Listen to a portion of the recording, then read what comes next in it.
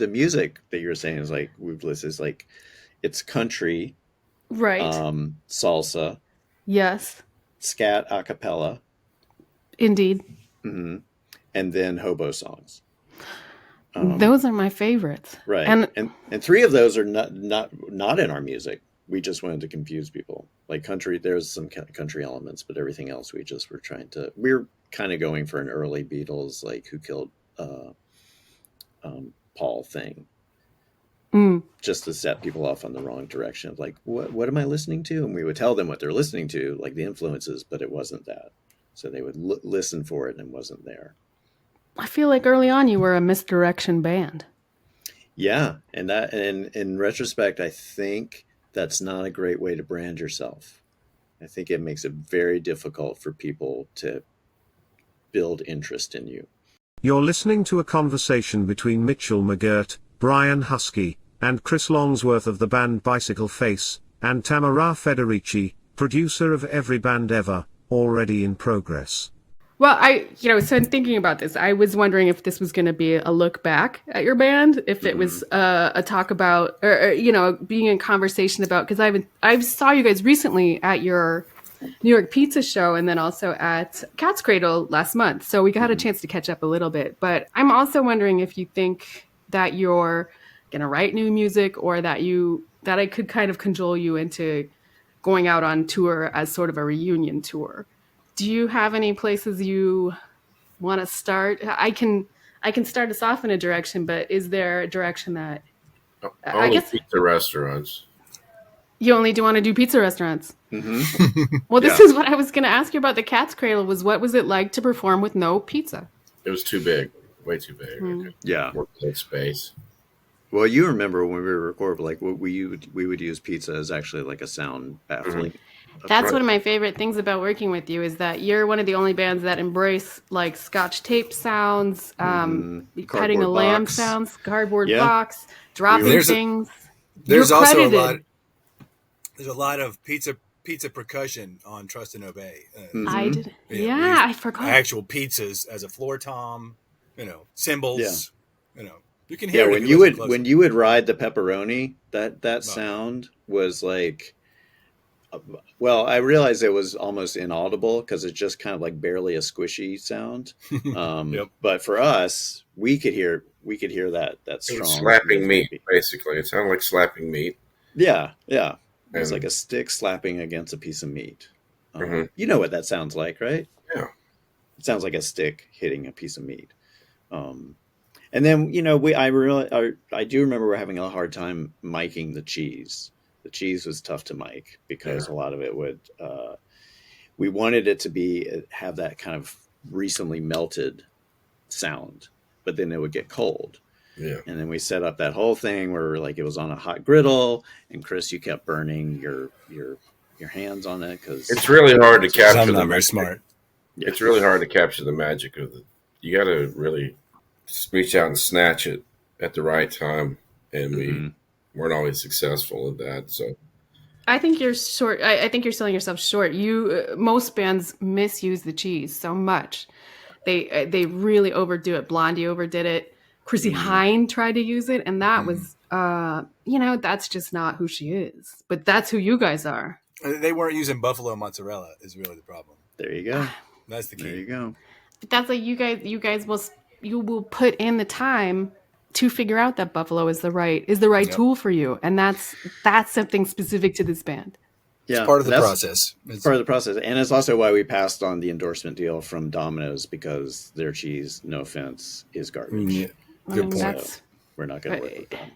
Yeah, it's all small mom and pop operations, and as we all know, like New York Pizza has some excellent pizza, high quality, locally sourced cheeses too. Wonderfully, like right from the grocery store down the street. There's a goat out back that they milk.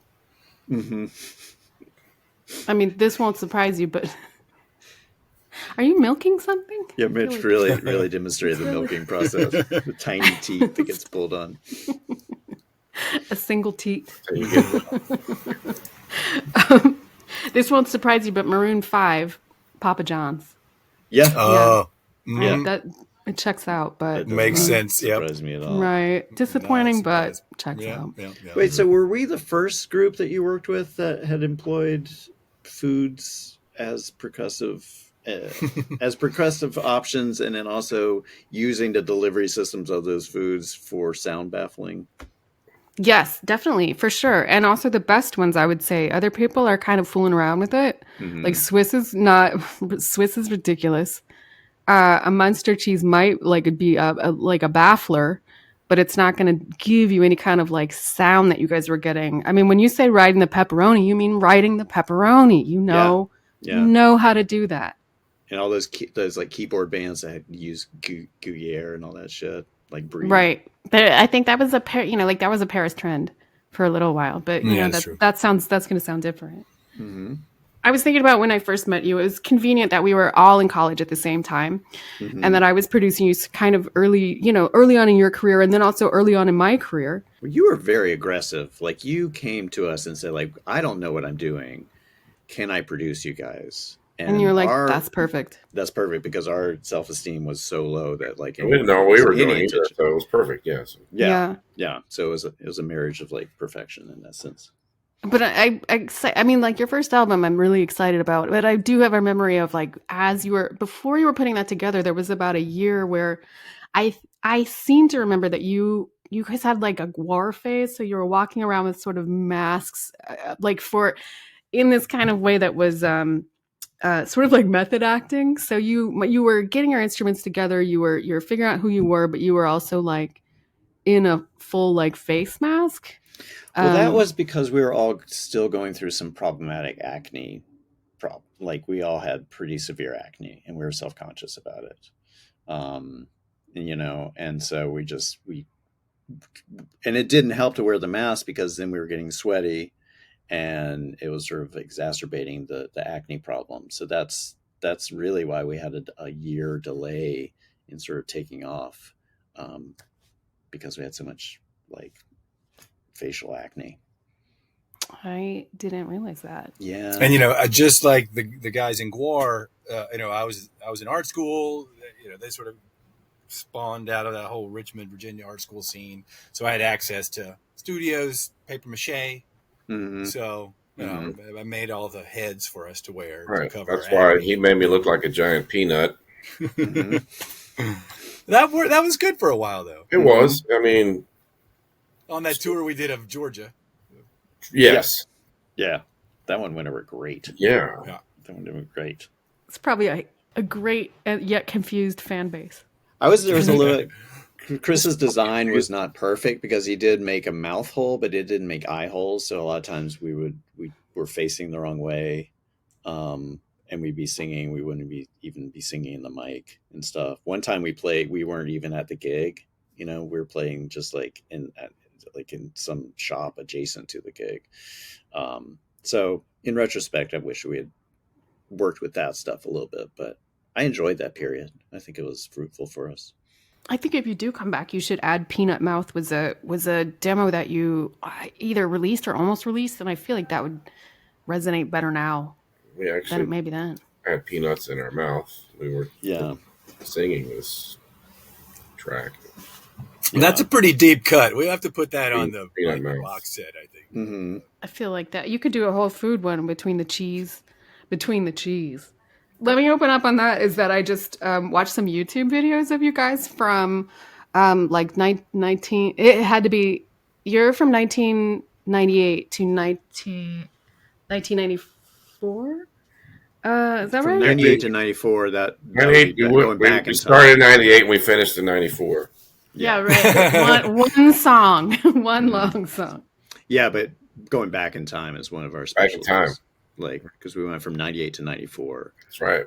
Well, this is actually one of the issues I had when we were recording. Is like you clearly had a sort of numerical dyslexia issue that you just would not acknowledge. And so we would say like, no, I think you're pegging the meter. And you're like, I have it at 0. We're like, no, you've cranked it up to like 10.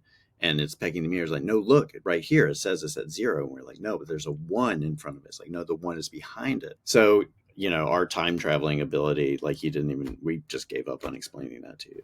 No, I think that's true. I mean, that's exactly true. I mean, that was for Van Halen, it was kept trying to call it OU218, and they were like, that's not it. Yeah. That's not what we would make. That's not at all what we would make. We'd make. But that's what, and then we came to like a workaround where we set up a series of mirrors so that everything would be reversed. The numbers. I appreciate that. I had a feeling that's what you were doing, and I appreciate that you were so kind to do that. I'm glad you appreciate it, but frankly, we were very frustrated. Like we wasted days just trying to set up the levels and stuff with you. It was. Sometimes that's what it takes to make a hit. I feel like. Good point. Yeah. Yep. One of the things I also sorry, this is also from your YouTube thing.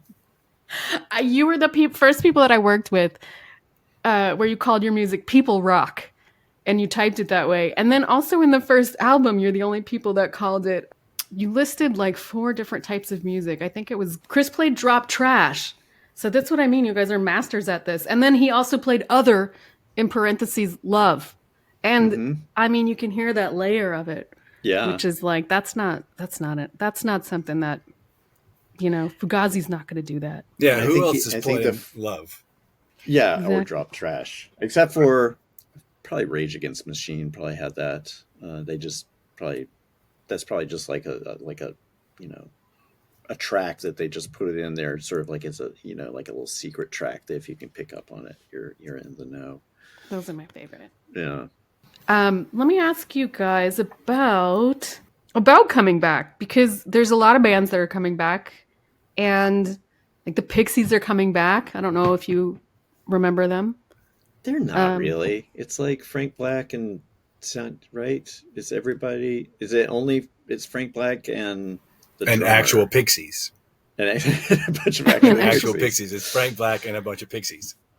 To me, it feels like it's like Bachman Turner Overdrive featuring the original roadie who worked with them on the first tour only. It's like it's kind of the band, but kind of not. I mean, I think we're like, yeah.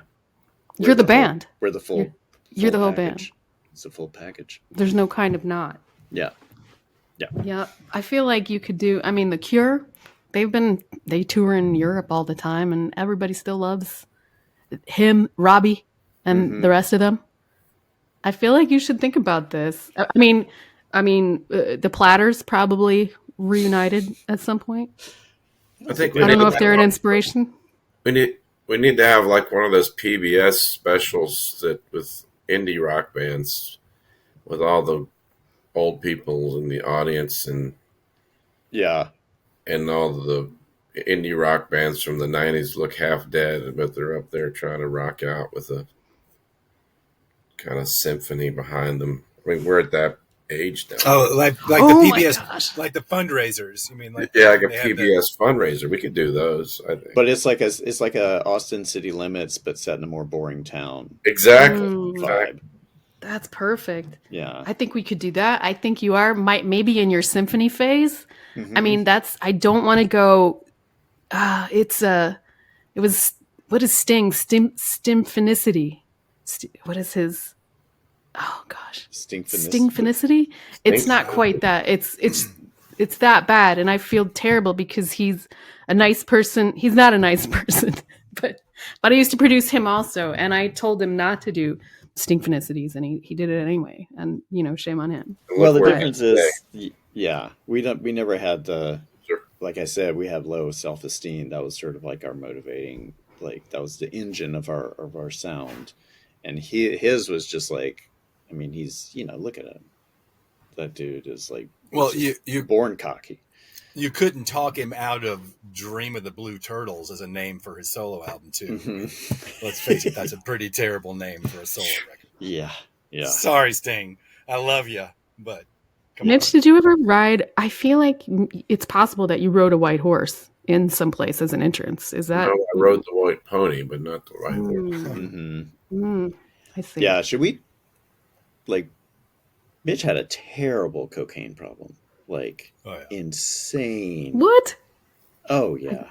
I didn't know this. I don't know if this is the time to bring it up, Ryan. I think it is. Like, I mean, this is part of his healing, is to sort of acknowledge that Mitch. He had his septums replaced. He has metal septums now. He would, I mean, we would have marathon, like, 6-day sessions, staying up for 6 days, just trying to sort of like work on a song, and he wouldn't get past the first chord. Wow.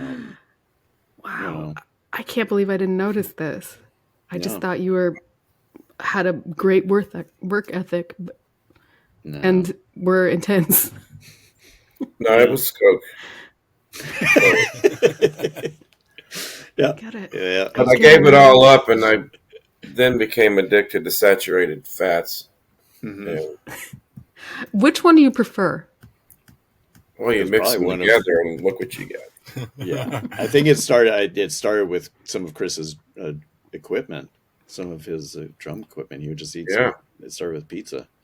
Just I ran out Oh. of Coke, and I started snorting pepperoni. So, hmm I feel like that's it's spicy.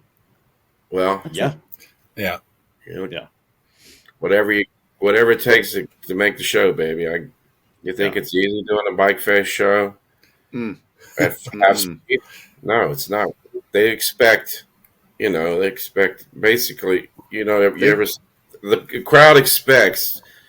You ever see one of those dancing mechanical Santa Clauses? Oh, sure. That's what I gotta bring every night.